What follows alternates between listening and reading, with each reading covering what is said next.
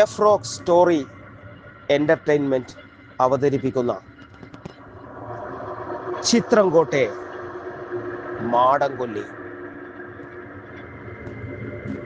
ഈ കഥയും കഥാപാത്രങ്ങളും തികച്ചും സാങ്കല്പികം മാത്രം. അന്ധവിശ്വാസങ്ങളും അനാചാരങ്ങളും പ്രോത്സാഹിപ്പിക്കപ്പെടേണ്ടതല്ല, വിനോദത്തിന് വേണ്ടി മാത്രം ഉപയോഗപ്പെടുത്തുക. വർഷങ്ങൾക്ക് ശേഷം തൃപ്പങ്ങോട്ടൂർ കുടുംബക്ഷേത്രോത്സവവും കഴിഞ്ഞ് രാത്രി ഏറെ വൈകി ദേവദത്തൻ തൃപ്പങ്ങോട്ടൂർ മനക്കലേക്ക് ഒരു ചൂട്ടും കത്തിച്ചുകൊണ്ട് ഒറ്റയ്ക്ക് നടന്നു പോവുകയാണ്. സമയം അപ്പോൾ 1 മണിയോടടുക്കുന്നു. കവലയിലും വരമ്പത്തും ആളൊഴിഞ്ഞു നിൽക്കുന്നു. എങ്ങും വല്ലാത്തൊരു ശൂന്യത തളം കെട്ടി നിൽക്കുന്നുണ്ട്. തൃപ്പങ്ങോട്ടൂർ മനക്കലെ കുടുംബവക ക്ഷേത്രത്തിലെ ഉത്സവവും സമാപന ദിവസമായതുകൊണ്ട് കുറച്ചു വൈകി. കഴുത്തിൽ സ്വർണമാലയും കൈകളിൽ സ്വർണമോതിരവുമൊക്കെ ധരിച്ചുകൊണ്ട് ഇളമുറക്കാരൻ തമ്പ്രാൻ ദേവദത്തൻ വേഗത്തിൽ നടന്നു.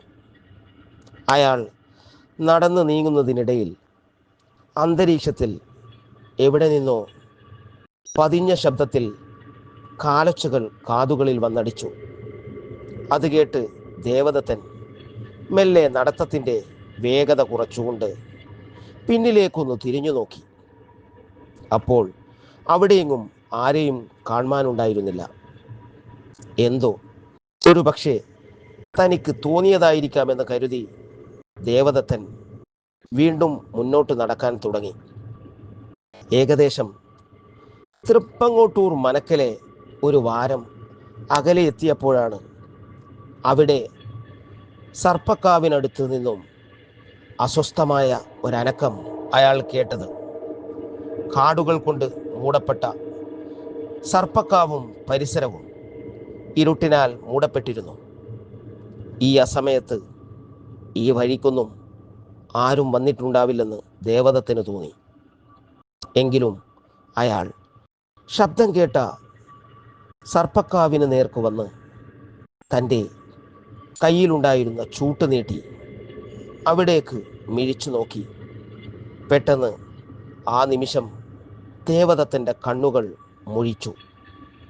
അവിടെ ആ പടർന്നു പിടിച്ച കുറ്റിക്കാടുകൾക്കിടയിൽ വല്ലാത്ത രൂപത്തിലുള്ള വിരൂപമായ ഒരു ഭീമൻ സർപ്പം, അത് പൂത്തുലഞ്ഞു നിൽക്കുന്ന ഇലകൾക്കിടയിലൂടെ ദേവദത്തനെ തുറിച്ചു നോക്കുന്നതായി അയാൾ കണ്ടു. ആ സമയം അവിടെ അന്തരീക്ഷത്തിൽ എവിടെ നിന്നോ പ്രവഹിച്ച പാരിജാത സുഗന്ധം ദേവദത്തൻ്റെ മൂക്കിലും വന്നണഞ്ഞു. അസാധാരണമായ ആ ഭീമൻ സർപ്പവും അന്തരീക്ഷത്തിലെ പെട്ടെന്നുണ്ടായ സുഗന്ധവും എന്തോ ദേവദത്തനിൽ വല്ലാത്ത പരിഭ്രാന്തി സൃഷ്ടിച്ചു. ഞൊടിയിടയിൽ കുറ്റിക്കാട്ടിൽ നിന്നും ആ ഭീമൻ സർപ്പം എന്തോ ദേവദത്തൻ്റെ നേർക്ക് ആഞ്ഞു ചീറ്റിയപ്പോൾ അയാളുടെ കയ്യിലുണ്ടായിരുന്ന കത്തിക്കൊണ്ടിരുന്ന ചൂട്ട് പെട്ടെന്ന് അണഞ്ഞുപോയി. ദേവദത്തൻ ഒന്ന് ഞെട്ടി. ഓർക്കാപ്പുറത്തായിരുന്നു അയാളുടെ കയ്യിലെ ചൂട്ട് അണഞ്ഞു പോകുന്നത്. ദേവദത്തൻ പരിഭ്രമിച്ചു. അപ്പോഴവിടെ കനത്ത ഇരുട്ടിനാൽ മൂടപ്പെട്ടു. മാനത്ത് നിലാവിൻ്റെ വെട്ടം പോലും ഉണ്ടായിരുന്നില്ല. ദേവദത്തൻ ഭയന്നു. അയാൾ ഭീതിയോടെ തപ്പിത്തടഞ്ഞു മുന്നോട്ടേക്ക് നീങ്ങി. ആ ഇരുട്ടിൽ അയാൾ മറഞ്ഞ നിമിഷം അവിടെ പെട്ടെന്ന് ഒരു ഭീമാകാരമായ നിലവിളി ശബ്ദമുയർന്നു. വല്ലാത്ത ഭയപ്പെടുത്തുന്ന ആ അലർച്ചയിൽ സർപ്പക്കാവിലെ മരത്തിൻ്റെ ശിഖരങ്ങളിൽ നിന്നും ഒരു പറ്റം വവ്വാലുകൾ അരോചക ശബ്ദമുണ്ടാക്കി ആകാശത്തേക്കുയർന്നു. ചിത്രംകോട്ടെ മാടൻകൊല്ലി. കഥയും അവതരണവും ഫിറോസ് മാഡോൾ. ബസിൻ്റെ ജാലകത്തിനിടയിലൂടെ രുക്മിണി പുറത്തെ കാഴ്ചകൾ ആസ്വദിച്ചിരുന്നു. ഇളം മഞ്ഞിൻ്റെ തണുപ്പും ജാലകത്തിനിടയിൽ കൂടി അകത്തേക്ക് ചെറുതായി പ്രവഹിച്ചു. എന്തോ ആ ശീതക്കാറ്റിൻ്റെ തണുപ്പിൽ അവൾ തൻ്റെ ഷാൾ ഉപയോഗിച്ചുകൊണ്ട് ശരീരം തണുപ്പിൽ നിന്നും മറച്ചു പിടിച്ചു. സന്ധ്യ മയങ്ങിയതിന് ശേഷം ആ ബസ്സിൽ യാത്രക്കാർ കുറഞ്ഞുകൊണ്ടിരുന്നു. തഴുകി വന്ന ശീതക്കാറ്റിൻ്റെ മത്തുപിടിച്ച കുളിരിനാൽ രുക്മിണി നിവർന്നിരുന്ന സീറ്റിലേക്ക് മെല്ലെ മഴങ്ങി വീണു. ആ നിദ്രയിൽ അവളുടെ ഒഴുകുന്ന ഹൃദയത്തിലേക്ക് എന്തൊക്കെയോ ദർശിക്കുന്നുണ്ടായിരുന്നു. തൻ്റെ തൊട്ടുനേരെയുള്ള സീറ്റിൽ ഒരു വൃദ്ധനും അവർക്കടുത്ത് ഒരു പെൺകുട്ടിയും ഇരിക്കുന്നുണ്ട്. ഒരു പക്ഷേ അത് അയാളുടെ മകളായിരിക്കുമെന്ന് രുക്മിണി കരുതി. ബസ്സിനകത്തെ ഒട്ടുമുക്കാൽ സീറ്റുകളും കാലിയാണ്. ഒരു ചുരം താണ്ടി ആ ബസ് പതുക്കെ മുന്നോട്ട് നീങ്ങുകയാണ്. ഇടയ്ക്ക് വെച്ച് രുക്മിണിയുടെ അടുത്തിരിക്കുന്ന ആ പ്രായം ചെന്ന മനുഷ്യൻ അവളെ ശ്രദ്ധിക്കുന്നത് അവൾ തിരിച്ചറിഞ്ഞു. എങ്കിലും രുക്മിണി അതത്ര ഗൗനിച്ചില്ല. യാത്രയ്ക്കിടയിൽ പലതരത്തിലുള്ള ആളുകൾ ഉണ്ടാവും. പോരാത്തതിന് അയാൾ ഒരു പ്രായം ചെന്ന ആളും. അതുകൊണ്ട് തന്നെ അവൾക്കതൊരു പ്രശ്നമായി തോന്നിയില്ല. ബസ് അല്പദൂരം സഞ്ചരിച്ചതിന് ശേഷം ചുരത്തിനു മധ്യേ ഒരു ഭക്ഷണശാലയ്ക്കടുത്ത് നിർത്തി. അപ്പോൾ സമയം 8 മണിയോടടുത്തിരുന്നു. 10-12 പേർ മാത്രമായിരുന്നു അപ്പോൾ ആ ബസ്സിൽ ഉണ്ടായിരുന്നുള്ളൂ.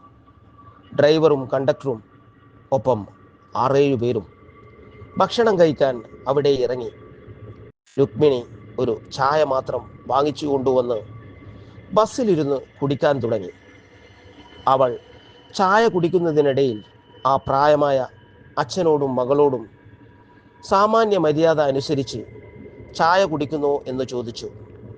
അവർ വേണ്ടെന്ന് പറഞ്ഞു. രുക്മിണി ചായ കുടിച്ചു കൊണ്ടിരിക്കുമ്പോൾ ആ വൃദ്ധൻ രുക്മിണിയെ തന്നെ ശ്രദ്ധിച്ചു കൊണ്ടിരുന്നു.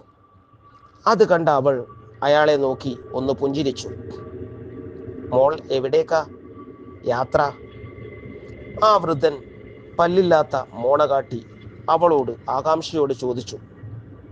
അവൾ ആ വൃദ്ധനോട് മന്ദസ്മിതമായി പറഞ്ഞു, ചിത്രംകോട്ട്. ചിത്രംകോട്ടോ?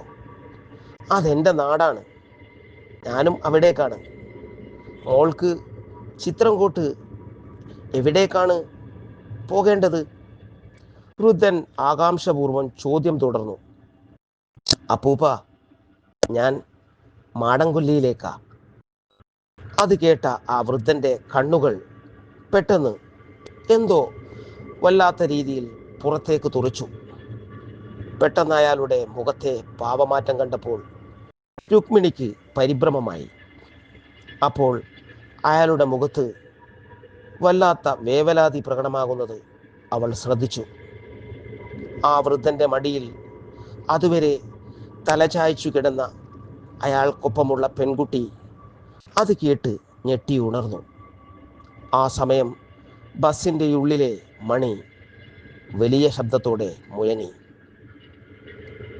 അപ്പോൾ ആ ബസ് അവിടെ നിന്നും വീണ്ടും പ്രയാണം ആരംഭിച്ചു. ബസ് മുന്നോട്ട് നീങ്ങുന്നതിനിടയിൽ ആ വൃദ്ധൻ രുക്മിണിയെ നോക്കി ഭീതിയുടെ സ്വരത്തിൽ പറഞ്ഞു, എൻ്റെ പേര് രഘുറാം. നിങ്ങൾ പറഞ്ഞ ചിത്രംകോട്ടാണ് എൻ്റെ വീട്. മാടൻകൊല്ലി കഴിഞ്ഞുള്ള അതേ ഗ്രാമത്തിലുള്ള സ്ഥലം. നിങ്ങൾക്കിറങ്ങേണ്ട ബസ് കാത്തിരിപ്പ് കഴിഞ്ഞുള്ള സ്ഥലത്താണ് എനിക്കിറങ്ങേണ്ടത്. അയാളുടെ പേര് വെളിപ്പെടുത്തിക്കൊണ്ട് പറഞ്ഞു.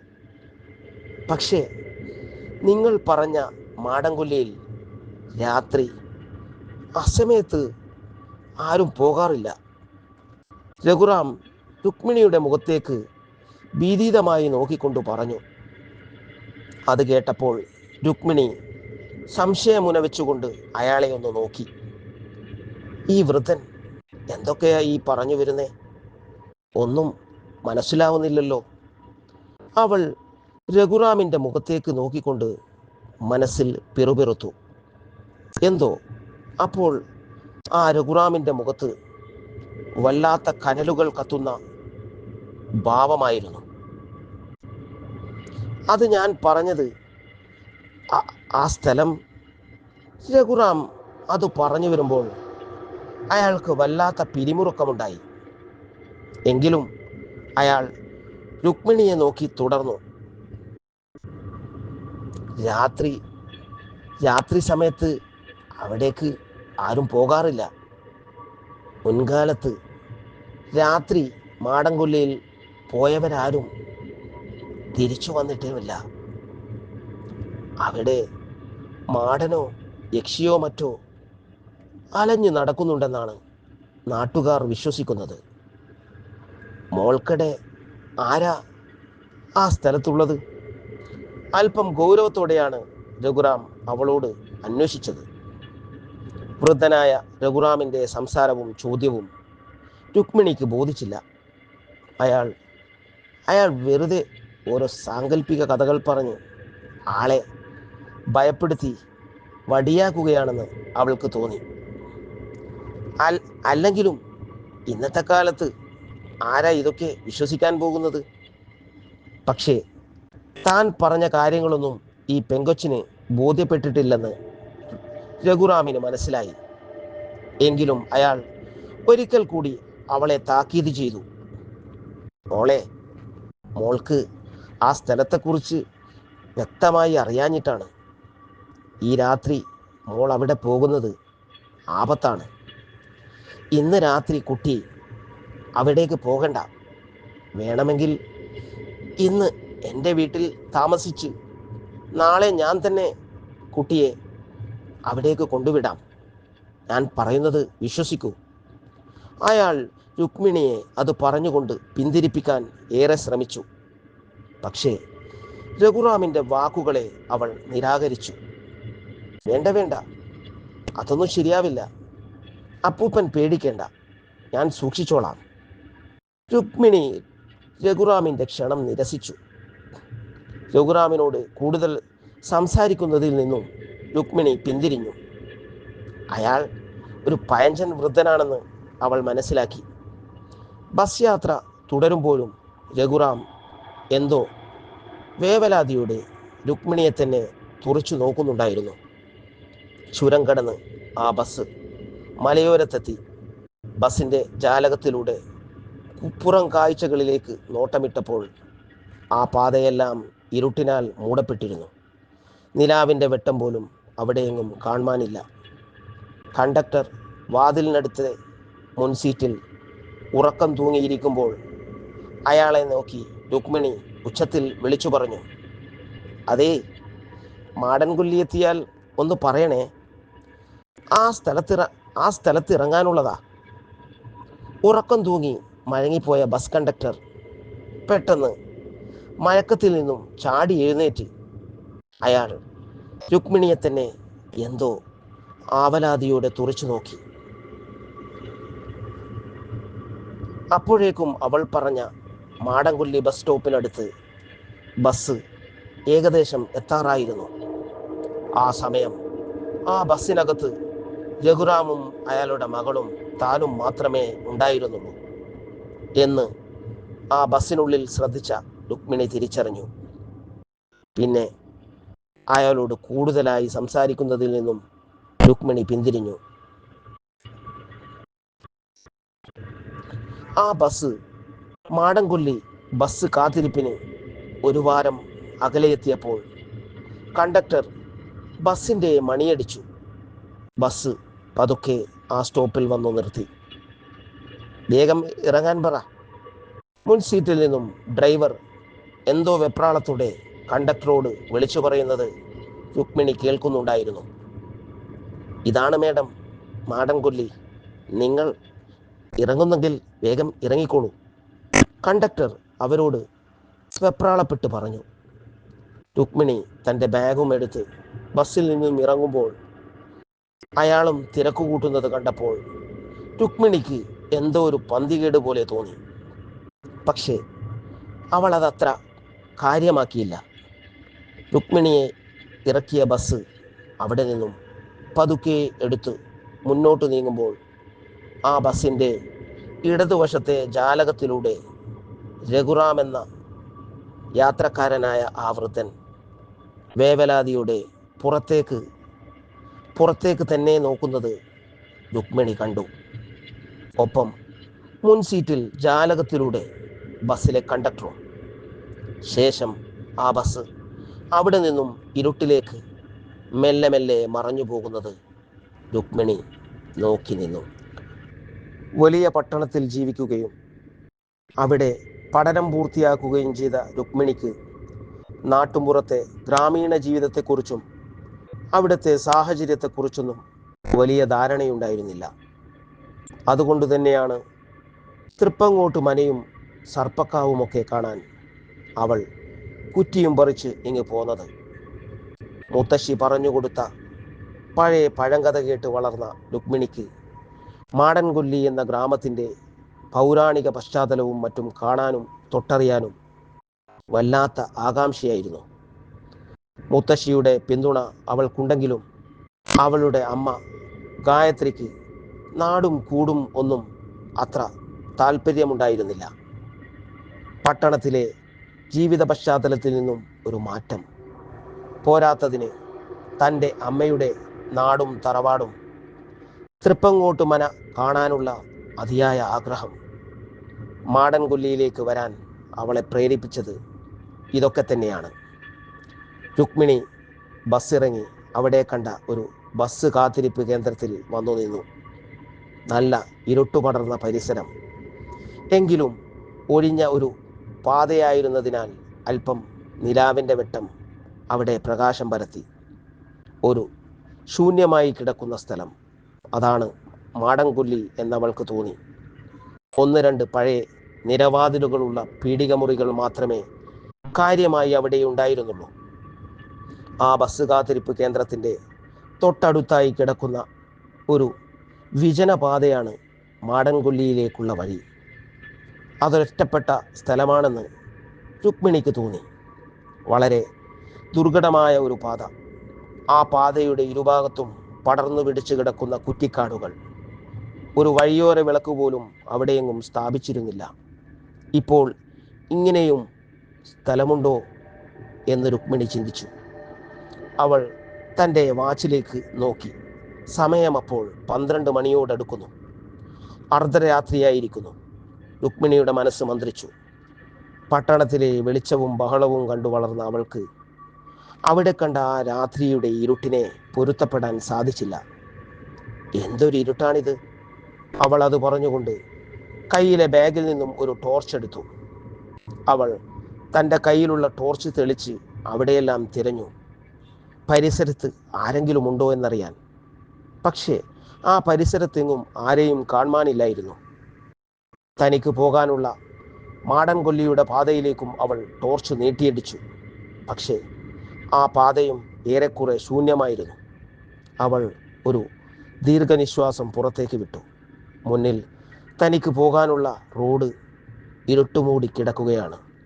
കണ്ണുകൾ ഇനി ഇരുട്ടിനെ പൊരുത്തപ്പെട്ടു വരണം, അവൾ ചിന്തിച്ചു.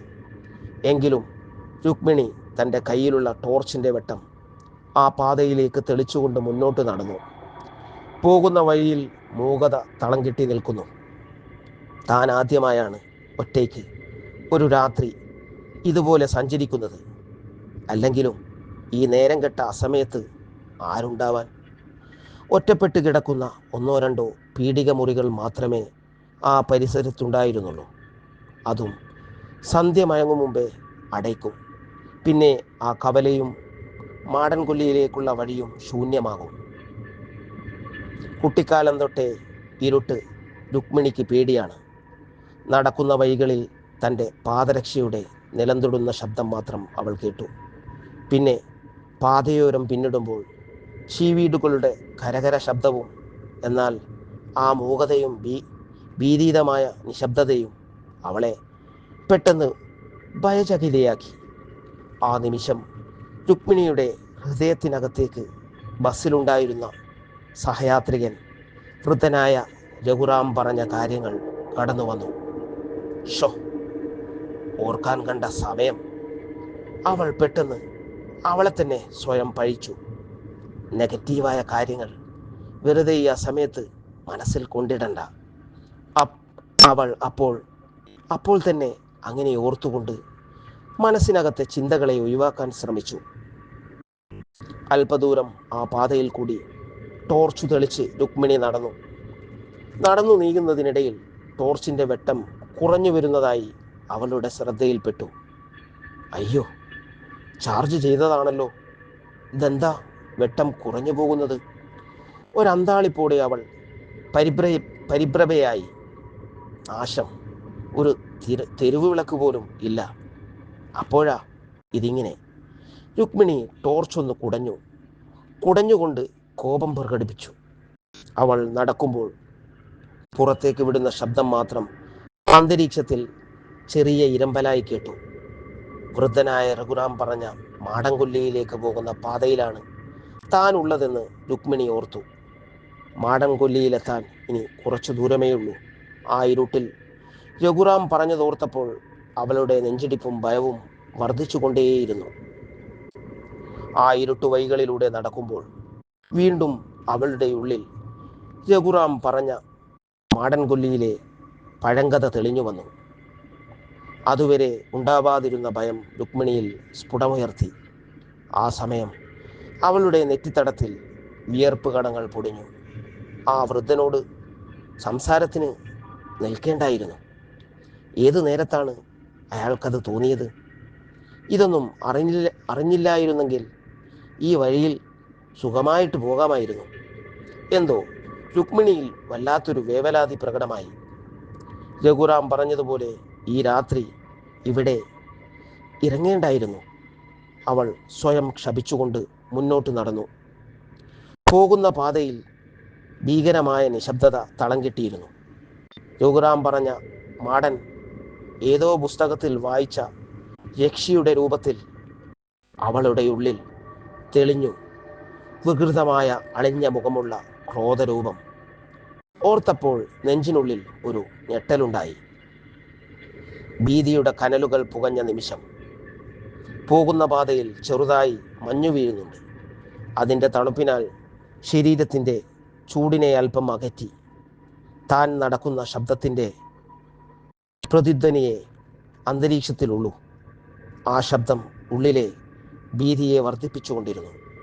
രഘുറാം പറഞ്ഞ മാടൻകൊല്ലി ഏകദേശം അടുത്തെത്താറായി എന്ന് തോന്നുന്നു. 1 കിലോമീറ്റർ ദൂരത്തോളം താൻ നടന്നു. പിന്നെ സർപ്പക്കാവിനടുത്തെത്തും. മുത്തശ്ശി പറഞ്ഞതനുസരിച്ച് ആ സ്ഥലം തനിക്ക് ഏറെ അടുത്തെത്തിയിരിക്കുന്നു. പക്ഷേ മാടൻകൊല്ലി എന്ന സ്ഥലനാമം രുക്മിണിയുടെ ഉള്ളിൽ എന്തോ കിടന്ന് വല്ലാത്ത അസ്വസ്ഥതയുണ്ടാക്കിക്കൊണ്ടിരുന്നു. ഏതു നേരത്താണാവോ ആ കേവനെ കണ്ടുമുട്ടാൻ തോന്നിയത്? രഘുറാം പറഞ്ഞ കാര്യങ്ങൾ ഇടയ്ക്കിടെ അവളുടെ ഉള്ളിൽ തെളിഞ്ഞു വരുന്നതിനിടയിൽ അവൾ സ്വയം പഴിച്ചു. ഉള്ളിലെ ഭയം മെല്ലെ മെല്ലെ മൂർധന്യാവസ്ഥയിലേക്ക് കടന്നു. പെട്ടെന്നാണ് കയ്യിലെ ടോർച്ചിൻ്റെ വെട്ടം അണഞ്ഞുപോയത്. ആ സമയം അവളുടെ പുറത്തേക്ക് വിടുന്ന ശ്വാസത്തിൻ്റെ നേർത്ത ശബ്ദം. ഒരു ഭയപ്പാടോടെ അവൾക്കത് തന്നെ തിരിച്ചറിയാൻ സാധിച്ചു. രുക്മിണി പേടിച്ചുകൊണ്ട് ആ ടോർച്ചിൽ കൈകൊണ്ട് 2 തട്ടുകൊടുത്തപ്പോൾ ഭാഗ്യത്തിന് ടോർച്ച് വീണ്ടും പഴയപടി കത്തി. ഹോ, ആശ്വാസം! ഒരു ദീർഘനിശ്വാസം പുറത്തു വിട്ടുകൊണ്ട് അവൾ പതിയെ പറഞ്ഞു. പതുക്കെ മുന്നോട്ടുള്ള പ്രയാണത്തിനിടയിൽ എന്തോ പിന്നിൽ നിന്നും മുന്നിലെ വഴിയിൽ ടോർച്ചിൻ്റെ വെട്ടത്തിൽ ഒരു നിഴൽ രൂപം മിന്നി മറഞ്ഞതുപോലെ തോന്നിയിട്ടാണ് പെട്ടെന്ന് രുക്മിണി പിന്നിലേക്ക് തിരിഞ്ഞു നോക്കിയത്. പക്ഷേ തൊട്ടു പിന്നിലോ തനിക്കടുത്തോ അപ്പോൾ ആരും ഉണ്ടായിരുന്നില്ലെന്ന് അവൾ തിരിച്ചറിഞ്ഞു. പക്ഷേ ഞാൻ കണ്ടതാണല്ലോ. പരിഭ്രമിച്ചുകൊണ്ട് അവൾ വീണ്ടും ചുറ്റുപാടെല്ലാം ഒന്ന് വീക്ഷിച്ചു. എന്തോ എല്ലായിടത്തും ശ്മശാന മൂകത മാത്രം. അത്രയ്ക്ക് നിശബ്ദത തളം കെട്ടിയിരുന്നു. നേരത്തെ കേട്ട ചീവീടുകളുടെ ശബ്ദം പോലും കേൾക്കാൻ സാധിച്ചില്ല. അർദ്ധരാത്രിയോടടുത്ത സമയം. തൻ്റെ ലക്ഷ്യസ്ഥാനത്തേക്ക് ഇനി അധികം പോകാനില്ലെന്ന് രുക്മിണിക്ക് മനസ്സിലായി. ഒരു നെടുവീർപ്പിട്ടുകൊണ്ട് അവൾ മെല്ലെ ചുവടുകൾ വെച്ചു. മഞ്ഞു പുതച്ച് ഇടതൂർന്ന കുറ്റിക്കാടുകൾ, അത് ചെന്നവസാനിക്കുന്ന നോക്കത്താ ദൂരത്ത് ഉയർന്നു നിൽക്കുന്ന ചെങ്കുത്തായ മലനിരകൾ. ആ കുറ്റാക്കൂരിരുട്ടിലും അതിങ്ങനെ മങ്ങിയ വെട്ടത്തിൽ കാണാം. ആ നടത്തത്തിനിടയിൽ രുക്മിണിയുടെ കയ്യിലെ ടോർച്ച് പെട്ടെന്ന് വീണ്ടും അണഞ്ഞുപോയി. അവൾക്കാകെ വേവലാതിയായി. ആകെയുള്ള ഒരു തുറുപ്പാണ് ഈ വെട്ടം. ഇതുകൂടി ഇല്ലാതായാൽ താൻ പേടിച്ചു മരിച്ചു പോകും. അവളുടെ ഉള്ളിൽ പരിഭ്രമം നിയലിച്ചു. കാലുകൾ വേവലാതിയാൽ കുഴയുന്നു. ഭയം ശരീരമാകെ പടരുന്നത് രുക്മിണി തിരിച്ചറിഞ്ഞു. മുന്നോട്ടുള്ള പ്രയാണത്തിന് തടസ്സം പോലെ മാനസികമായ ഒരു തളർച്ച. ഉള്ളം പേടിയുടെ അങ്ങേയറ്റത്താണ്. വഴിയിൽ ഒരു ജീവിയെപ്പോലും കാണുവാനില്ല. ആർക്കെങ്കിലും ഒരാൾക്ക് ഈ വഴിയെ വരാൻ സാധിച്ചില്ലല്ലോ. ഹൃദയം പെരുമ്പറ പോലെ മിടിക്കുകയാണ്. തിരിച്ചു പോയാലോ? പക്ഷേ താൻ ഒരുപാട് നടന്നു കഴിഞ്ഞു. ഇനിയൊരു തിരിച്ചുപോക്കിൽ രഘുറാം പറഞ്ഞത് സംഭവിച്ചാലോ? അല്ല, ആപത്തുമുണ്ടായാലോ? അവൾ ഒരു ഉറച്ച തീരുമാനമെടുത്തു. എന്തു വന്നാലും അത് ശ്രദ്ധിക്കാതിരിക്കുക, മനോധൈര്യം സംഭരിക്കുക. വീണ്ടും ആ അവസരത്തിൽ അവൾ ടോർച്ച് 2-3 തവണ കൈകൊണ്ട് തട്ടി. അപ്പോൾ അല്പം ആശ്വാസം പകർന്നുകൊണ്ട് ടോർച്ചിൽ വീണ്ടും വെട്ടം തെളിഞ്ഞു. പക്ഷേ ആ ടോർച്ചിൻ്റെ പ്രകാശം നന്നേ മങ്ങിയിരുന്നു. ഇനി ഒരു കാരണവശാലും ഈ വെട്ടം ഇല്ലാതാവരുത്. അവൾ അതും മനസ്സിൽ കരുതി കാലുകൾ മുന്നോട്ട് വെച്ചു. ടോർച്ചിൻ്റെ വെട്ടം നീട്ടിയടിച്ചപ്പോഴും സർപ്പക്കാവിനടുത്ത് ഇരുട്ട് മൂടിക്കെട്ടിയ അവസ്ഥയിൽ തന്നെ. എങ്കിലും മറ്റൊന്നും ശ്രദ്ധിക്കാതെ അവൾ മുന്നോട്ട് നടന്നു. കനത്ത നിശബ്ദതയാണ് ചുറ്റിലും. ആ ദുരൂഹ സർപ്പക്കാവ് ഒന്ന് കടന്നു കിട്ടിയാൽ മതി. ആ ഇരുണ്ട സർപ്പക്കാവ് തനിക്കടുത്തെത്താറായി. അവളുടെ ശ്വാസോച്ഛ്വാസം വർദ്ധിച്ചു. നെറ്റിയിൽ വിയർപ്പ് കണങ്ങൾ പൊടിഞ്ഞു. സർപ്പക്കാവിനടുത്തേക്ക് അവൾ മെല്ലെ നടന്നെടുത്തു. സർപ്പക്കാവിനടുത്തുകൂടി കടന്നു പോകുന്ന അവളുടെ നേർക്ക് എന്തോ അല്പം കനത്ത ശബ്ദത്തോടെ ഒരു ചീറ്റൽ. അത് കണ്ട് പെട്ടെന്ന് അവൾ നടുങ്ങിപ്പോയി. അവളുടെ കയ്യിലെ ബാഗ് ആ നിമിഷം വെപ്രാളത്തിൽ നിലത്ത് വീണു.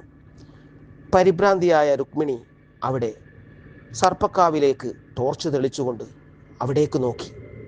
ഒരു ഞെട്ടലോടെയാണ് അവളുടെ കണ്ണുകളിൽ അത് പതിഞ്ഞത്. ഒരു രക്തവർണ്ണ കണ്ണുകൾ ആ കാവിനകത്തു നിന്നും കുറ്റിക്കാടുകൾക്കിടയിലെ വിടവുകളിലൂടെ നോക്കുന്നു. പക്ഷേ നിമിഷ നേരം കൊണ്ട് എന്തോ ടോർച്ചിൻ്റെ വെട്ടം നിശ്ചലമായി. അപ്പോഴേക്കും ആ ഇരുട്ടിൽ സർപ്പക്കാവിനുള്ളിൽ നിന്നും കാലൊച്ചകൾ കേൾക്കാം. അവൾ ഭയപ്പാടോടുകൂടി കുതറി മാറി. എന്നിട്ടവിടെ പാതയിൽ അല്പം മാറി നിന്നുകൊണ്ട് അവിടേക്ക് ശ്രദ്ധിച്ചു. ആ സമയം അവൾ ടോർച്ചിൽ തട്ടി വീണ്ടും വെട്ടം തെളിച്ചു.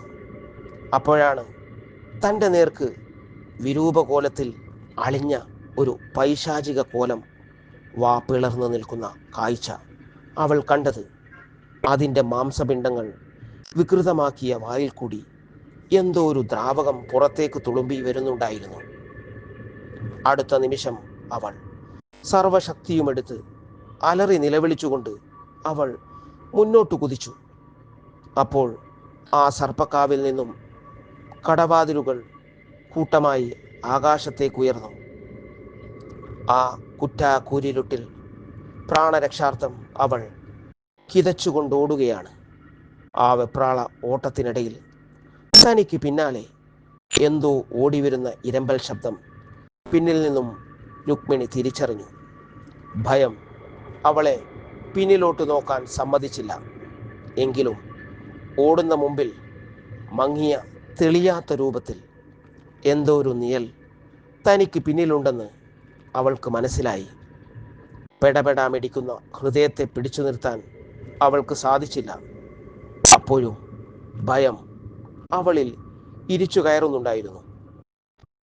ഒരു ഇരമ്പൽ ശബ്ദത്തോടെ ബസ് പെട്ടെന്ന് സഡൻ ബ്രേക്ക് ഇട്ട് കുതറി നിർത്തി.